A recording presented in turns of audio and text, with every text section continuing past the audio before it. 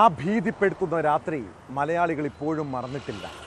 2 വയസ്സുകാരിക്ക് വേണ്ടി ഉറക്കമിളച്ച് നമ്മൾ തിരച്ചിൽ നടത്തി കാത്തിരുന്ന മണിക്കൂറുകൾ.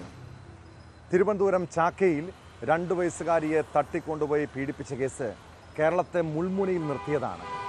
2024 ഫെബ്രുവരി 18-നാണ് സ്വന്തം മാതാപിതാക്കൾക്കൊപ്പം ഉറങ്ങുകയായിരുന്ന കുഞ്ഞിനെ തട്ടിക്കൊണ്ടുപോയി ലൈംഗികമായി ചൂഷണം ചെയ്തത്. ആ കേസിലെ പ്രതി ഹസൻകുട്ടി പോലീസിനെ കുറേ വട്ടം കറക്കിയതാണ്. സംഭവം നടന്ന് 13 ദിവസത്തിന് ശേഷമാണ് പോലീസിന് അയാളെ പിടികൂടാൻ കഴിഞ്ഞത്. ദൃക്സാക്ഷികളൊന്നുമില്ലാതിരുന്ന കേസിൽ അന്വേഷണ സംഘം കോടതിയിൽ അതിവേഗത്തിൽ കുറ്റപത്രം സമർപ്പിച്ചു. ഒടുവിൽ 1.5 വർഷത്തിനുള്ളിൽ കേസിൽ പ്രതിക്ക് ശിക്ഷയും വിധിച്ചിരിക്കുന്നു. പ്രതി ഹസൻകുട്ടിക്ക് 67 വർഷം തടവാണ് ശിക്ഷ. ഇതിന് പുറമെ 12 ലക്ഷം രൂപ പിഴയും ഒടുക്കണമെന്നാണ് തിരുവനന്തപുരം അഡീഷണൽ സെഷൻസ് കോടതിയുടെ വിധി.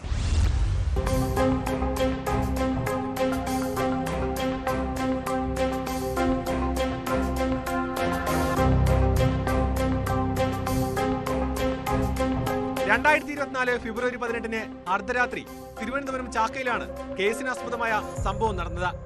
സംഭവ ദിവസം കൊല്ലത്ത് നിന്ന് വർക്കലയിലേക്ക് ട്രെയിനിൽ കയറിയ ഇയാൾ ഉറങ്ങിപ്പോയതിനാൽ പേട്ട സ്റ്റേഷനിൽ ഇറങ്ങുകയായിരുന്നു. അവിടെ നിന്ന് നടന്ന് ചാക്കയിലെത്തിയപ്പോഴാണ് കുട്ടിയെ കണ്ടത്. തുടർന്ന് സ്ഥലത്ത് ചുറ്റിത്തിരിഞ്ഞയാൾ മാതാപിതാക്കൾക്കും സഹോദരങ്ങൾക്കുമൊപ്പം ഉറങ്ങിയായിരുന്ന കുട്ടിയെ ഉണർത്തി മിഠായി നൽകി പ്രലോഭിപ്പിച്ച പ്രതി തട്ടിക്കൊണ്ടുപോയി പീഡിപ്പിക്കുകയായിരുന്നു. കുട്ടി കരഞ്ഞപ്പോൾ വായ് ബലമായി മൂടി. അനക്കമില്ലാതായപ്പോൾ മരിച്ചെന്ന് കരുതി കുട്ടിയെ ഉപേക്ഷിക്കുകയായിരുന്നു. രാത്രി 12-ന് ശേഷം ഉറക്കമുണർന്ന പിതാവാണ് കുഞ്ഞിനെ കാണാതായതായി ആദ്യം അറിഞ്ഞത്.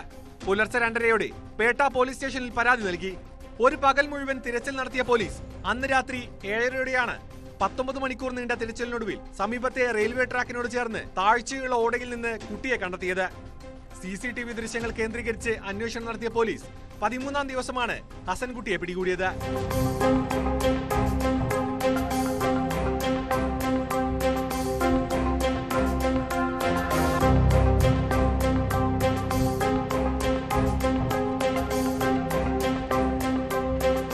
ചാക്കയിലെ ബ്രഹ്മോ സ്ഥാപനത്തിൽ നിന്ന് ശേഖരിച്ച CCTV ദൃശ്യങ്ങളാണ് ഹസൻകുട്ടിയെ തിരിച്ചറിയാൻ പോലീസിനെ സഹായിച്ചത്. തുടക്കത്തിൽ മൊബൈൽ ഫോണുകൾ കേന്ദ്രീകരിച്ചായിരുന്നു അന്വേഷണം. കുട്ടിയെ കാണാതായ സമയം പ്രദേശത്തു കൂടി കടന്നുപോയ മൊബൈൽ ഫോണുകളുടെ 3000-ഓളം സിം കാർഡ് വിവരങ്ങൾ കണ്ടെത്തിയെങ്കിലും ഇവ മുഴുവൻ പരിശോധിക്കുക പ്രായോഗികമല്ലെന്ന് മനസ്സിലാക്കിയതോടെ അന്വേഷണം CCTVയിൽ കേന്ദ്രീകരിക്കുകയായിരുന്നു. ക്രൂരപീഡനത്തിന് പിന്നിൽ സ്ഥിരം കുറ്റവാളിയാകാമെന്ന നിഗമനത്തിൽ സംശയം തോന്നിയവരുടെ ദൃശ്യങ്ങൾ വിവിധ ജയിലുകളിലേക്ക് അയച്ചു. ദൃശ്യങ്ങളിലുള്ള ഹസൻകുട്ടിയെ കൊല്ലത്തെ ജയിൽ അധികൃതർ തിരിച്ചറിഞ്ഞതോടെ 30 പേരുടെ സംശയ പട്ടികയിൽ നിന്ന് അന്വേഷണം ഇയാളിലേക്ക് ചുരുക്കി. സ്ഥിരം മേൽവിലാസമില്ലാതെ ചുറ്റിത്തിരിഞ്ഞിരുന്ന ഹസൻകുട്ടി പതിവായി പോകുന്ന സ്ഥലങ്ങളിലെല്ലാം പോലീസ് നിരീക്ഷണം ശക്തമാക്കി. പോലീസിന്റെ കണ്ണിൽപ്പെടാതിരിക്കാൻ തലമൊട്ടയടിച്ച് രൂപം മാറിയായിരുന്നു ഹസൻകുട്ടിയുടെ സഞ്ചാരം.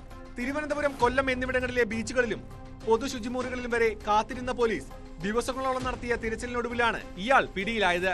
വർക്കലയിൽ മറ്റൊരു പെൺകുട്ടിയെ പീഡിപ്പിച്ച കേസിൽ ജയിലിലായിരുന്ന ഹസൻകുട്ടി ജാമ്യത്തിലിറങ്ങിയപ്പോഴാണ് ക്രൂരപീഡനം നടത്തിയത്. സംഭവ ദിവസം ഹസൻകുട്ടി ധരിച്ചിരുന്ന വസ്ത്രത്തിൽ നിന്ന് കുട്ടിയുടെ തലമുടി കണ്ടെത്തിയത് കേസന്വേഷണത്തിൽ നിർണായകമായി. കുഞ്ഞുങ്ങളെ ലക്ഷ്യമിട്ട് ക്രൂരപീഡനങ്ങൾ മുൻപ് നടത്തിയിട്ടുള്ള ഇയാളെ കൊല്ലം ചിന്നക്കടയിൽ നിന്ന് 2024 മാർച്ച് 3-നാണ് അറസ്റ്റ് ചെയ്തത്. പോക്സോ കേസിലും മോഷണ കേസുകളുമായി ഇയാൾ മുൻപ് 3.5 വർഷം ജയിലിൽ കിടന്നിട്ടുണ്ട്. 11-കാരിയെ ഉപദ്രവിച്ച പോക്സോ കേസിൽ ജാമ്യം കിട്ടി പുറത്തിറങ്ങിയതിന് പിന്നാലെയാണ് 2 വയസ്സുള്ള നാടോടി പെൺകുട്ടിയെ ചാക്കയിൽ വെച്ച് ഇയാൾ പീഡിപ്പിച്ചത്.